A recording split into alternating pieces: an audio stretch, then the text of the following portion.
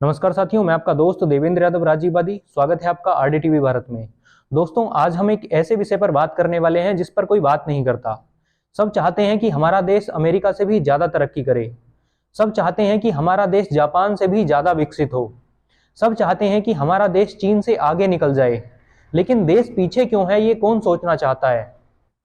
America, Japan, रूस के पास ऐसा क्या है जो हमारे पास नहीं है? ऐसी कौन सी बूटी है उनके पास जो हमारे पास नहीं है? तो उसका जवाब मुझे international journal of science and research के एक रिसर्च पेपर को पढ़ते हुए मिला। एक चीज है जो हम भारत के लोगों के पास नहीं है, और वो है वर्नाकुलर एजुकेशन सिस्टम, अपनी मातृभाषा में पढ़ाई। जिन जिन देशों के पास वर्नाकुलर एजुकेशन सिस्टम है वो सब अमीर हैं, और जिनके पास ये नहीं है वो सब भिखमंगे हैं। चाहे वो नेपाल हो, पाकिस्तान हो, बांग्लादेश हो, श्रीलंका हो या इंडिया, सबकी हालत लगभग एक जैसी है।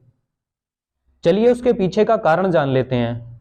According to international journal of science and research, सन 2005 में एक रिसर्च में 100 स्टूडेंट्स को लिया गया और उनको 50-50 करके दो ग्रुप्स में डिवाइड कर दिया गया। सभी को साइंस पढ़ाई गई और एक ग्रुप में इंग्लिश पढ़ाई गई। दूसरे ग्रुप का सिलेबस टोटल पंजाबी में रखा गया, जो कि उनकी रीजनल लैंग्वेज थी। दोस्तों, इस रिसर्च में उनका जो परफॉर्मेंस रेशियो या रिजल्ट के जो आंकड़े आए वो आश्चर्यचकित करने वाले हैं।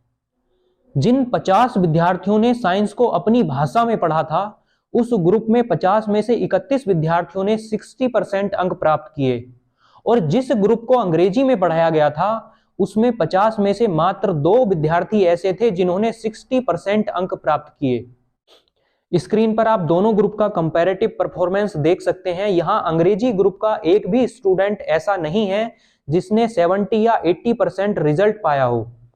इसीलिए मैकॉले ने हमारे एजुकेशन सिस्टम को अंग्रेजी में किया ताकि हमारी क्रिएटिविटी को नष्ट किया जा सके। अंग्रेजों से आजाद होकर जिन देशों ने अपनी मातृभाषा को अपनाया वो सब विकसित हैं, और जिन्होंने विदेशी भाषा को अपनाया वो सब भिखमंगे हैं। जापान में सब काम जापानी में होता है, रूस में सारा काम रशियन लैंग्वेज में होता है, चीन में चाइनीज में होता है, अमेरिका की लैंग्वेज इंग्लिश है इसलिए वहां सारा काम इंग्लिश में होता है, इंग्लैंड की भाषा इंग्लिश है इसलिए वहां सारा काम इंग्लिश में होता है, फ्रांस की अपनी भाषा फ्रांसीसी है इसलिए वहां सारा काम फ्रांसीसी में होता है, जर्मनी की अपनी भाषा जर्मन है इसलिए वो सारा काम जर्मन में करते हैं। लेकिन भारत की मातृभाषा हिंदी है और हमारे देश में सारा काम अंग्रेजी में होता है। इसलिए जो लोग कहते हैं कि हम आजाद हैं, मुझे लगता है कि उनको कहीं डूब कर मर जाना चाहिए। ये कैसी आजादी है जब सिस्टम पूरा वही है जो अंग्रेजों ने बनाया था।